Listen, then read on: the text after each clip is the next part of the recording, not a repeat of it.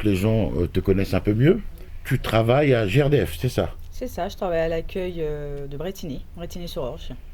Donc ton travail, c'est de répondre aux usagers qui appellent quand ils ont un problème et qui veulent des renseignements et qui veulent joindre GRDF. Exactement. Donc si tu es là, c'est pas pour nous parler de GRDF, pour parler un peu de toi, Mhm. et notamment de ce qui s'est passé au mois de mars 2020.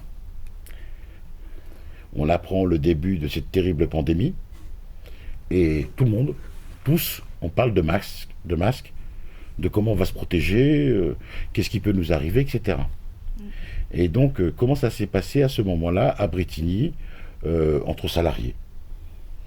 Ben, en fait, on était amené à venir sur site, donc on devait venir à l'accueil travailler sans protection. Donc effectivement, c'était un peu compliqué puisqu'on avait tous peur.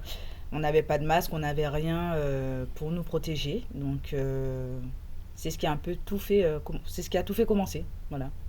Et donc, tout commençait. Alors, qu'est-ce qui s'est passé vous aviez peur, vous n'aviez pas de masque, Non, pas du tout. et donc, avec une collègue, Mhm.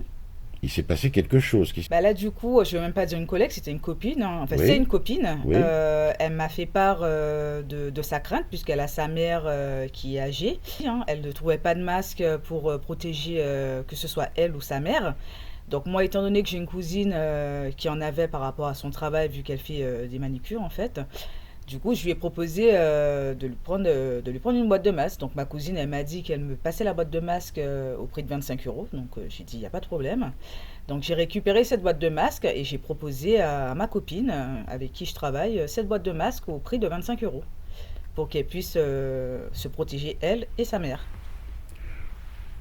et toi, quand tu as demandé à ta cousine de vous dépanner, Mhm. toi et ta collègue ou ta copine, elle a dit de suite oui. Oui, bien sûr, ah oui. Et tu trouvais juste de l'indemniser de ce que ça lui avait coûté. Bah, bien sûr, bien Voilà. sûr. Et c'est dans cet esprit-là que tu as dit à ta collègue, je te propose des masques, mais Il va falloir, oui, je dois indemniser ma cousine. ma cousine, C'est ce c'est que ça. tu m'as expliqué. Mm, mm. Et ensuite, qu'est-ce qui s'est passé? Alors du coup, par la suite, bon, quand j'ai récupéré la boîte de masques chez ma cousine, je l'ai ramenée sur site.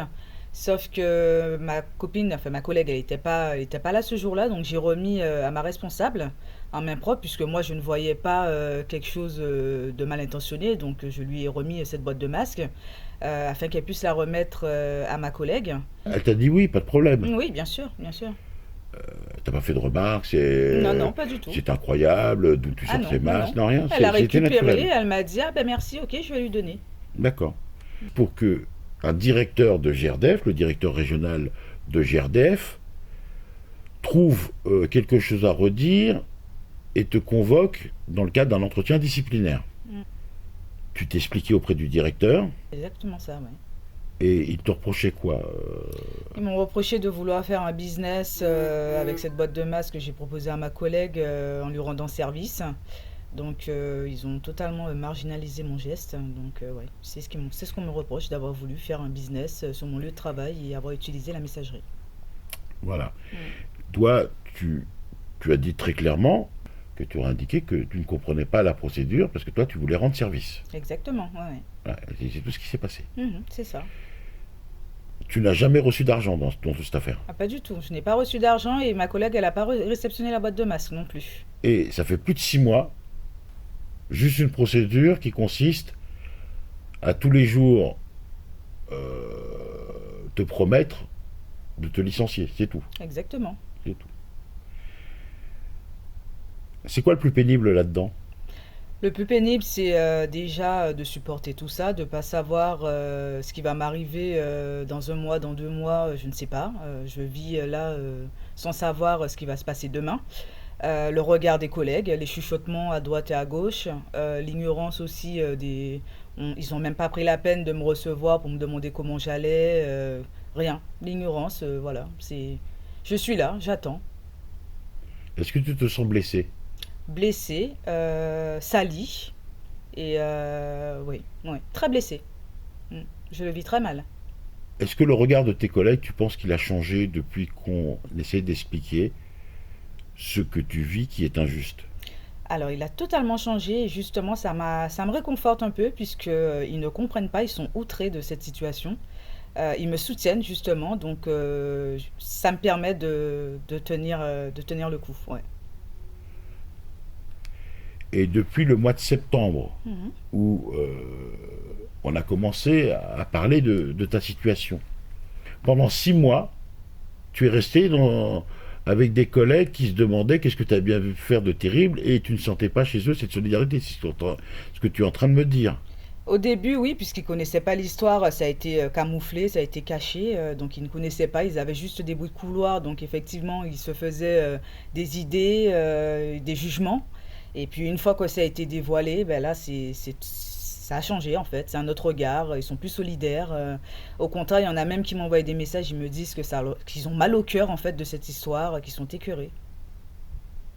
Ça veut dire que ce qui a changé le point de vue de tes collègues, c'est le fait qu'on ait rendu public le courrier qu'on a adressé au directeur. Exactement, puisqu'ils ne connaissaient pas cette histoire. Donc oui, c'est le courrier qui a tout déclenché de façon positive de mon côté, ouais.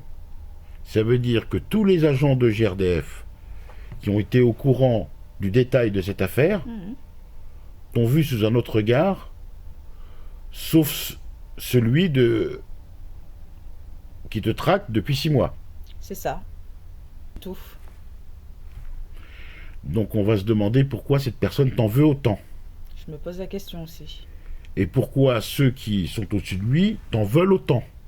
Bon, Comment ils sont avec toi? ils sont gênés, ils sont provocants et ils font comme si de rien n'était. Mais oui, ça se voit que certains sont gênés, mais ouais, il y a de la provocation aussi. Si je te dis mise à l'écart, est-ce que tu te sens à l'écart du groupe Bah bien sûr, par le management? bien sûr. Ah bah oui, il y a une grosse différence quand on voit leur comportement avec les autres et leur comportement avec moi. Il y a un grand écart, hein. Et même les conseillers le remarquent et me le disent. Est-ce qu'il leur arrive de faire publiquement des allusions ou des remarques que toi tu prends pour toi, de se Ouais. moquer de toi ou de te chambrer devant tout le monde C'est tous ou les etc. jours. Tous les jours. Mhm. Tous les jours. C'est tous les Ils jours, le ouais. font de façon répétée. C'est ça. Et est-ce qu'ils contestent la qualité de ton travail? Jusqu'à maintenant, non. Jusqu'à maintenant, non. Mhm. Parce que les deux premiers éléments que je te citais, ce sont des éléments que l'on utilise dans un processus de harcèlement moral. Le troisième, la contestation permanente des résultats, est le troisième. Mhm. Donc ils sont en bonne voie pour être convaincus de harcèlement moral. Je te préviens qu'on va faire d'autres vidéos avec des personnes qui sont autour de cette affaire et qui se tiennent plutôt à côté de toi Mhm. face à l'injustice et avec qui on parlera de harcèlement moral. Bien Parce sûr. que c'est le mot de la fin, on est plusieurs à penser que tu ne mérites pas ça et que tu n'es pas toute seule. Voilà. Merci.